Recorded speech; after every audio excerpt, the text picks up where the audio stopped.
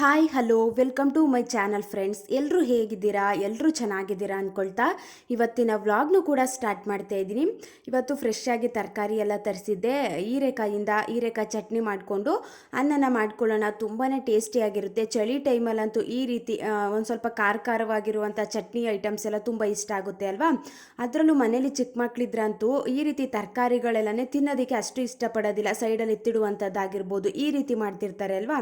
ನಾನು ಕೂಡ ಅದಕ್ಕೋಸ್ಕರ ಏನು ಮಾಡ್ತೀನಿ ಅಂತ ಅಂದರೆ ಆದಷ್ಟು ಚಟ್ನಿ ರೂಪದಲ್ಲಾಗಿರ್ಬೋದು ಈ ರೀತಿ ನಾವು ಎಲ್ಲನೂ ಮಿಕ್ಸ್ ಮಾಡಿ ಅದನ್ನು ರುಬ್ಬಿ ಮಾಡಿಕೊಟ್ಟಾಗ ಅದರಲ್ಲಿ ಏನು ತೆಗೆದಾಕುವಂಥ ಅಂಶ ಏನು ಇರೋದಿರಲ್ವ, ಎಲ್ಲನೂ ಮಿಕ್ಸ್ ಮಾಡಿಕೊಂಡು ಸ್ವಲ್ಪ ತುಪ್ಪ ಹಾಕ್ಬಿಟ್ಟು ತಿನ್ನಿಸಿದ್ರಂತೂ ಮಕ್ಕಳಿಗೆ ತುಂಬಾ ಇಷ್ಟಪಟ್ಟು ತಿಂತಾರೆ. ಆದಷ್ಟು ಗ್ರೀನ್ ವೆಜಿಟೇಬಲ್ಸ್ ಬಳಸೋದ್ರಿಂದ ನಮ್ಮ ಆರೋಗ್ಯಕ್ಕೂ ಕೂಡ ತುಂಬಾ ಬೆನಿಫಿಟ್ ಅನ್ನೋದಿದೆ.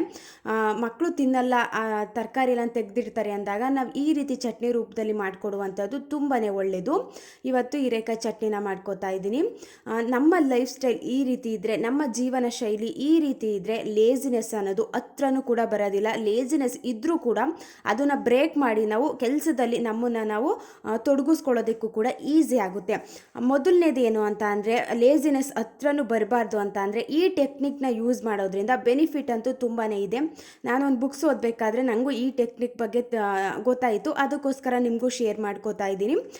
ಪೋಮೋಡೋರೋ ಟೆಕ್ನಿಕ್ ಅಂತ. ಈ ಟೆಕ್ನಿಕ್ ಏನು ಅಂತ ಅಂದರೆ ಟೈಮ್ ಮ್ಯಾನೇಜ್ಮೆಂಟ್ ಮಾಡಲಿಕ್ಕೆ ತುಂಬಾ ಹೆಲ್ಪ್ ಆಗುತ್ತೆ. ಈ ಟೆಕ್ನಿಕ್ನ ನಾವು ನಮ್ಮ ದಿನನಿತ್ಯದ ಕೆಲಸದಲ್ಲಿ ಬಳಸ್ಕೊಂಡ್ರೆ ಬೆನಿಫಿಟ್ ಅನ್ನೋದು ತುಂಬ ಜಾಸ್ತಿ ಇದೆ. ಏನಾದರೂ ನಾವು ಓದ್ತಿದ್ದೀವಿ, ಎಜುಕೇಷನ್ ಮಾಡ್ತಿದ್ದೀವಿ ಅಂತ ಅಂದರೆ ನಾವು ಓದಿನ ವಿಷಯದಲ್ಲೂ ಕೂಡ ಇದನ್ನು ಬಳಸ್ಕೋಬೋದು. ಕಾನ್ಸಂಟ್ರೇಷನ್ ಅನ್ನೋದು ಜಾಸ್ತಿ ಆಗುತ್ತೆ, ಫೋಕಸ್ ಮಾಡಲಿಕ್ಕೂ ಕೂಡ ಈಸಿ ಆಗುತ್ತೆ. ಪೋಮೋಡೋರೋ ಟೆಕ್ನಿಕ್ ಅಂದರೆ ಏನು ಅಂತ ಅಂದರೆ it is A time management method. ನಾವು ತುಂಬ ಚೆನ್ನಾಗಿ ಟೈಮ್ನ ಮ್ಯಾನೇಜ್ ಮಾಡ್ಕೋಬೋದು, ಕೆಲಸದ ಮೇಲೆ ಫೋಕಸ್ ಅನ್ನೋದು ಮಾಡ್ಬೋದು. 25 ಮಿನಿಟ್ಸು ಕೆಲಸನ ಮಾಡಿಕೊಂಡು ಓದೋದಾಗಿರ್ಬೋದು, ಏನೋ ಕೆಲಸ ಮಾಡ್ತಿದ್ದೀವಿ ದಿನನಿತ್ಯದ ಕೆಲಸ ಅಂತ ಅಂದರೆ 25 ಮಿನಿಟ್ಸು ಕೆಲಸನ ಮಾಡುವಂಥದ್ದು. ಫೋಕಸ್ ತುಂಬ ಚೆನ್ನಾಗಿ ನಾವು ಕಾನ್ಸಂಟ್ರೇಷನ್ ಮಾಡಿಕೊಂಡು 25 ನಿಮಿಷ ಕೆಲಸನ ಮಾಡಿ 5 ನಿಮಿಷ ಬ್ರೇಕ್ನ ತಗೊಳ್ಳುವಂಥದ್ದಕ್ಕೆ ನಾವು ಪೋಮೋಡೋರೋ ಟೆಕ್ನಿಕ್ ಅಂತ ಕರಿತೀವಿ. ಇವಾಗ ನಾವು ಕರೆಕ್ಟಾಗಿ ನಮಗೆ ಕೆಲಸ ಮಾಡಲಿಕ್ಕೆ ಇಂಟ್ರೆಸ್ಟ್ ಅನ್ನೋದು ಬರ್ತಿಲ್ಲ, ಒಂದು ರೀತಿ ಸ್ಟ್ರೆಸ್ ಅನ್ನೋದು ಜಾಸ್ತಿ ಆಗ್ತಿದೆ, ಸುಸ್ತಾಗ್ತಿದೆ, ಎನರ್ಜಿನೇ ಇಲ್ಲ ಅಂದಾಗ ನಮಗೆ ಲೇಜಿನೆಸ್ ಅನ್ನೋದು ತನಗೆ ತಾನೇ ಬಂದುಬಿಡುತ್ತೆ. ಆದಷ್ಟು ನಾವು ಎನರ್ಜಿನೂ ಸೇವ್ ಮಾಡ್ಕೋಬೇಕು. ನಮಗೂ ಜಾಸ್ತಿ ರಿಸ್ಕ್ ಆಗಬಾರ್ದು, ಜಾಸ್ತಿ ಸುಸ್ತಾಗಬಾರ್ದು ಅಂತ ಅಂದರೆ ಕೆಲಸದ ಮೇಲೆ ನಮಗೂ ಇಂಟ್ರೆಸ್ಟ್ ಅನ್ನೋದು ಬರಬೇಕು ಅಂದರೆ ಈ ಟೆಕ್ನಿಕ್ಕು ತುಂಬಾ ಹೆಲ್ಪ್ ಆಗುತ್ತೆ. ಇವಾಗ 25 ನಿಮಿಷ ನಾವು ಕೆಲಸನ ಮಾಡ್ತಿದ್ದೀವಿ, 25 ಮಿನಿಟ್ಸು ಅಂತ ಅಂದರೆ ಆರಾಮಾಗಿ ಮಾಡ್ಕೋಬೋದು. 5 ನಿಮಿಷ ಸ್ವಲ್ಪ ಬ್ರೇಕ್ನ ತಗೊಳ್ಳೋದ್ರಿಂದ ನಮಗೆ ಮೈಂಡ್ ಅನ್ನೋದು ರಿಲ್ಯಾಕ್ಸ್ ಆಗುತ್ತೆ. ಅಷ್ಟು ನಮಗೆ ರಿಸ್ಕ್ ಅಂತ ಅನ್ಸೋದಿಲ್ಲ. ಎದ್ದು ನೆಕ್ಸ್ಟ್ ಕೆಲಸನ ಮಾಡಲಿಕ್ಕೂ ಕೂಡ ಈಸಿ ಆಗುತ್ತೆ. ಲೇಜಿನೆಸ್ ಅನ್ನೋದನ್ನು ಕೂಡ ಇದರಿಂದ ಕಡಿಮೆ ಮಾಡ್ಕೋಬೋದು. ಈ ಟೆಕ್ನಿಕ್ನ ಬಳಸೋದ್ರಿಂದ ತುಂಬಾ ಒಳ್ಳೆಯ ಬೆನಿಫಿಟ್ ಅಂತೂ ಇದೆ. ಲೇಜಿನೆಸ್ ಕೂಡ ಹತ್ರನೂ ಬರೋದಿಲ್ಲ. ಮೊದಲನೇದು ಪೋಮೋಡೋರೋ ಟೆಕ್ನಿಕ್ಕು. ಇನ್ನು ಸೆಕೆಂಡ್ ಒನ್ ಏನು ಅಂತ ಅಂದರೆ ಡಿಸಿಪ್ಲಿನ್ ಲೈಫ್ನ ಲೀಡ್ ಮಾಡೋದ್ರಿಂದನೂ ಕೂಡ ನಮಗೆ ಲೇಜಿನೆಸ್ ಅನ್ನೋದು ಕೂಡ ಬಂದರೂ ಕೂಡ ಅದನ್ನು ಬ್ರೇಕ್ ಮಾಡುವಂಥ ಕೆಪಬಿಲಿಟಿ ಡಿಸಿಪ್ಲಿನ್ಗೆ ಇದೆ ಇರೋದ್ರಿಂದ ಡಿಸಿಪ್ಲಿನ್ ಲೈಫ್ನ ಲೀಡ್ ಮಾಡೋದ್ರಿಂದ ತುಂಬಾ ಒಳ್ಳೆಯದು. ಡಿಸಿಪ್ಲಿನ್ ಲೈಫ್ ಅಂತ ಅಂದ್ರೇನು, ಇವಾಗ ಕರೆಕ್ಟಾಗಿ ಎದ್ದು ಕೆಲಸ ಮಾಡುವಂಥದ್ದಾಗಿರ್ಬೋದು, ಟೈಮ್ ಪ್ರಕಾರ ತಿಂಡಿನ ತಿನ್ನುವಂಥದ್ದಾಗಿರ್ಬೋದು. ಮನೇಲಿ ಹಿರಿಯವರಿದ್ದರೆ ತುಂಬ ಚೆನ್ನಾಗಿ ಇದ್ರ ಬಗ್ಗೆ ನಮ್ಗೆ ಗೊತ್ತಿರುತ್ತೆ. ಇವಾಗ ಅಪ್ಪ ಅಮ್ಮ ವಯಸ್ಸಾಗಿರುವಂಥವ್ರಾಗಿರ್ಬೋದು, ಈ ರೀತಿ ಇದ್ದಾಗ ಅವ್ರು ಎಷ್ಟೇ ಹುಷಾರಿಲ್ಲ ಅಂದರೂ ಕೂಡ, ಎಷ್ಟೇ ಆಗ್ತಿಲ್ಲ ಅಂದರೂ ಕೂಡ ಕರೆಕ್ಟಾಗಿ 4 ಗಂಟೆಗೆ ಎದ್ದು ಕಸ ಗುಡಿಸಿ ಬಾಗ್ಲಿಗೆ ರಂಗೋಲಿ ಹಾಕಿ ಅವ್ರ ಕೆಲಸ ಏನಿದೆ ಅದರಲ್ಲಿ ತೊಡಗಿಸ್ಕೊಳ್ಳುವಂಥದ್ದಾಗಿರ್ಬೋದು. ತುಂಬ ಚೆನ್ನಾಗಿ ಹಿರಿಯವರಿಂದ ನಾವು ಡಿಸಿಪ್ಲಿನ್ ಲೈಫ್ನ ಲೀಡ್ ಮಾಡೋದನ್ನು ಕಲ್ತ್ಕೊಳ್ಳೋದಕ್ಕೂ ಕೂಡ ತುಂಬಾ ಈಸಿ ಆಗುತ್ತೆ.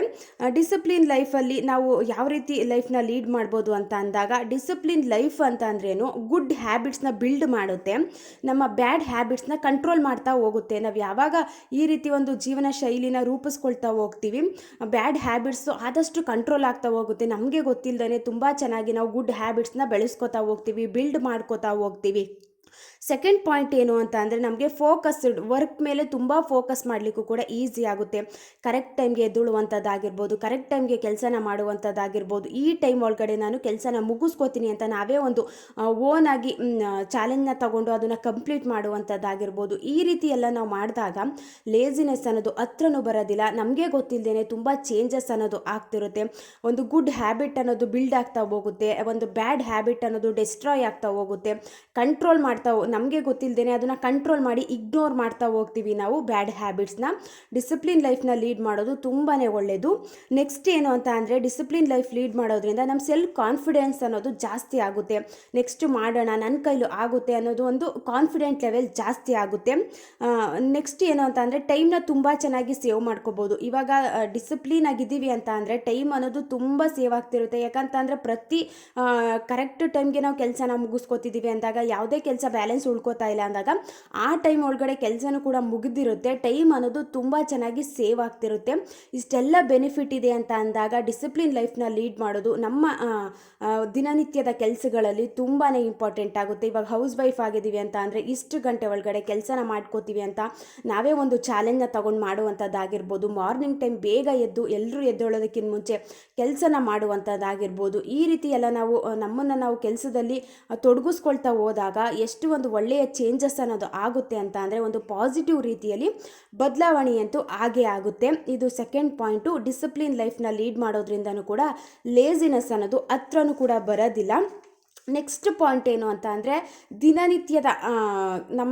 ದಿನನಿತ್ಯದ ಕೆಲಸದಲ್ಲಿ ಒಂದು 10 ನಿಮಿಷ ಇಲ್ಲ ಅಂತ ಅಂದರೆ ಒಂದು 20 ನಿಮಿಷ ಮೆಡಿಟೇಷನ್ ಮಾಡೋದ್ರಿಂದನೂ ಕೂಡ ನಮಗೆ ಲೇಜಿನೆಸ್ ಅನ್ನೋದನ್ನ ಕಂಟ್ರೋಲ್ ಮಾಡ್ಕೋಬೋದು. ಒಂದು ಫಿಸಿಕಲ್ ಆ್ಯಕ್ಟಿವಿಟೀಸ್ನ ನಾವು ಯಾವಾಗ ಜಾಸ್ತಿ ಮಾಡ್ಕೋತೀವಿ, ನಮ್ಮ ಬಾಡಿಗೆ ಏನೋ ಒಂದು ರಿಲ್ಯಾಕ್ಸ್ ಅನ್ನೋದು ಸಿಗುತ್ತೆ. ಒಂದು ಸ್ಟ್ರೆಸ್ಸಿಂದ ನಾವು ಹೊರಗಡೆ ಬರೋದಕ್ಕೂ ಕೂಡ ತುಂಬಾ ಬೆನಿಫಿಟ್ ಅನ್ನೋದು ಇದೆ. ತುಂಬ ಒಂದು ರೀತಿ ಚೇಂಜಸ್ ಆಗಲಿಕ್ಕೆ ನಮ್ಮ ಫಿಸಿಕಲ್ ಆ್ಯಕ್ಟಿವಿಟೀಸ್ ತುಂಬಾ ಹೆಲ್ಪ್ ಆಗುತ್ತೆ. ಇವಾಗ ಅಬ್ಸರ್ವ್ ಮಾಡಿ ನೋಡಿ, ಯಾರು ಮೆಡಿಟೇಷನ್ ಚೆನ್ನಾಗಿ ಮಾಡ್ತಾರೆ ಮತ್ತು ಯಾರು ಫಿಸಿಕಲ್ ಆ್ಯಕ್ಟಿವಿಟೀಸಲ್ಲಿ ತುಂಬ ಮುಂದೆ ಇದ್ದಾರೆ, ಕೆಲಸನ ಮಾಡುವಂಥದ್ದಾಗಿರ್ಬೋದು, ಈ ರೀತಿ ಎಕ್ಸಸೈಸ್ನ ಮಾಡುವಂಥದ್ದಾಗಿರ್ಬೋದು, ಈ ರೀತಿ ಅಭ್ಯಾಸಗಳಲ್ಲಿ ಮುಂದೆ ಇದ್ದಾರೆ, ಅವರು ಲೇಸಿಯಾಗಿರೋದಿಲ್ಲ. ಯಾಕಂತಂದರೆ ಅಷ್ಟು ಅವ್ರಿಗೆ ಒಂದು ಮೆಡಿಟೇಷನ್ ಅನ್ನೋದು ಮೈಂಡ್ನ ರಿಲ್ಯಾಕ್ಸ್ ಮಾಡ್ತಿರುತ್ತೆ. ನಾನು ನೆಕ್ಸ್ಟು ಕೆಲಸನ ಮಾಡಬೇಕು, ಲೇಸಿಯಾಗಿ ಕೂತ್ಕೋಬಾರ್ದು, ಟೈಮ್ ವೇಸ್ಟ್ ಮಾಡಬಾರ್ದು ಅನ್ನೋ ರೀತಿ ಫೀಲ್ ಎಲ್ಲ ಬರ್ತಿರುತ್ತೆ. ಆದಷ್ಟು ನಾವು ಪ್ರತಿದಿನ ಒಂದು 20 ನಿಮಿಷನಾದರೂ ನಾವು ಯಾವಾಗ ಮೆಡಿಟೇಷನ್ ಮಾಡಲಿಕ್ಕೆ ಸ್ಟಾರ್ಟ್ ಆಗ್ತೀವಿ, ನಮ್ಮಲ್ಲಿ ಒಂದು ಪಾಸಿಟಿವ್ ಬದಲಾವಣೆ ಅನ್ನೋದು ಹಾಗೇ ಆಗುತ್ತೆ. ಕೆಲಸ ಮಾಡಲಿಕ್ಕೂ ಕೂಡ ಒಂದು ರೀತಿ ಮಾಡಿಬಿಡೋಣ, ನಾವು ಯಾವುದನ್ನು ಕೂಡ ಪ್ರೋಕ್ರಾಸ್ಟಿನೇಷನ್ ಮಾಡಲಿಕ್ಕೆ ಹೋಗೋದಿಲ್ಲ, ಪೋಸ್ಟ್ಪೋನ್ ಮಾಡ್ತಾ ಹೋಗೋದಿಲ್ಲ, ಆವಾಗಿನ ಕೆಲಸನ ಆವಾಗಲೇ ಮುಗಿಸ್ಕೊಬಿಡೋಣ ಅನ್ನೋ ರೀತಿ ಚೇಂಜ್ ಅಂತೂ ಆಗೇ ಆಗುತ್ತೆ. ಆದಷ್ಟು ಫಿಸಿಕಲ್ ಆ್ಯಕ್ಟಿವಿಟೀಸ್ನ ಮಾಡಬೇಕು. ನಮ್ಮ ಬಾಡಿಗೆ ನಾವು ಯಾವಾಗ ನಮ್ಮ ದೇಹಕ್ಕೆ ಕಸರತ್ತು ಅನ್ನೋದನ್ನು ಕೊಡ್ತೀವಿ, ಕೆಲಸ ಅನ್ನೋದನ್ನು ಜಾಸ್ತಿ ಕೊಡ್ತೀವಿ, ನಮಗೂ ಒಂದು ರೀತಿ ಆ್ಯಕ್ಟಿವ್ ಆಗಲಿಕ್ಕೂ ಕೂಡ ಈಸಿ ಆಗುತ್ತೆ. ನಾವು ಏನೋ ಕೆಲಸನೇ ಕೊಡ್ತಾನೆ ಕೂತ್ಕೊಳ್ಳೋದಾಗಿರ್ಬೋದು, ಏನೋ ಒಂದು ಕೆಲಸ ಮಾಡಿಕೊಂಡು ಅಲ್ಲೇ ಜಾಸ್ತಿ ಹೊತ್ತು ಟೈಮ್ನ ವೇಸ್ಟ್ ಮಾಡುವಂಥದ್ದಾಗಿರ್ಬೋದು. ಈ ರೀತಿ ಎಲ್ಲ ಬ್ಯಾಡ್ ಹ್ಯಾಬಿಟ್ಸ್ನ ನಾವು ಬೆಳೆಸ್ಕೊಂಡಾಗ ನಮಗೆ ಗೊತ್ತಿಲ್ಲದೇ ಲೇಜಿನೆಸ್ ಅನ್ನೋದು ಬಂದುಬಿಡುತ್ತೆ. ಅದನ್ನು ಬ್ರೇಕ್ ಮಾಡಬೇಕು, ಅದನ್ನು ಹತ್ರನೂ ಕೂಡ ಬರೋದಕ್ಕೆ ಬಿಡಬಾರ್ದು ಅಂದಾಗ ಆದಷ್ಟು ನಾವು ಮೆಡಿಟೇಷನ್ ಮಾಡುವಂಥದ್ದು, ಫಿಸಿಕಲ್ ಆ್ಯಕ್ಟಿವಿಟೀಸ್ನ ಜಾಸ್ತಿ ಮಾಡುವಂಥದ್ದು ಕೂಡ ತುಂಬಾ ಒಳ್ಳೆಯದು. ಈ ರೀತಿ ಮಾಡೋದ್ರಿಂದನೂ ಕೂಡ ಲೇಜಿನೆಸ್ ಅನ್ನೋದನ್ನ ಕಂಟ್ರೋಲ್ ಮಾಡ್ಕೋಬೋದು. ನೆಕ್ಸ್ಟ್ ಪಾಯಿಂಟ್ ಏನು ಅಂತ ಅಂದರೆ, ನಾವು ಪ್ರತಿದಿನ ಲೈಟ್ ಫುಡ್ನ ತಿನ್ನುವ ಅಭ್ಯಾಸ ಇದ್ದರೆ ನಮಗೂ ಕೂಡ ಲೇಜಿನೆಸ್ ಅನ್ನೋದು ಬರೋದಿಲ್ಲ. ಇವಾಗ ಜಾಸ್ತಿ ಊಟ ಮಾಡಿದಾಗ ಅಬ್ಸರ್ವ್ ಮಾಡಿ ನೋಡಿ, ತುಂಬ ಜಾಸ್ತಿ ತಿನ್ಬಿಡ್ತೀವಿ ಅಂದಾಗ ಒಂದು ಮಲ್ಕೋಬೇಕು ಅಂತ ಅನಿಸುತ್ತೆ. ಈಗ ಇಲ್ಲ ಹಾಗೆ ಕೂತ್ಕೊಬಿಡೋಣ, ಕೆಲಸ ಮಾಡಲಿಕ್ಕಂತೂ ಇಂಟ್ರೆಸ್ಟ್ ಅನ್ನೋದು ಬರೋದಿಲ್ಲ ಅಲ್ವಾ.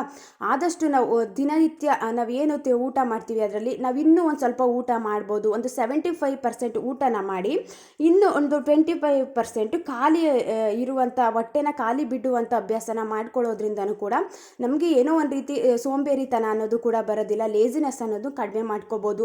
ಜಾಸ್ತಿ ತಿನ್ಬಿಡ್ತೀವಿ, ಫುಲ್ಲು 100% ಎಲ್ಲನೂ ತಿನ್ಬಿಡ್ತಿದ್ದೀವಿ ಅಂದಾಗಲೇ ಕೂಡ ಅಲ್ಲೇ ಮಲ್ಕೊಬಿಡೋಣ ಅನ್ನೋ ರೀತಿ ಫೀಲ್ ಅಂತೂ ಆಗೇ ಆಗುತ್ತೆ. ಕೆಲಸದ ಮೇಲೆ ಇಂಟ್ರೆಸ್ಟ್ ಅನ್ನೋದು ಬರೋದಿಲ್ಲ.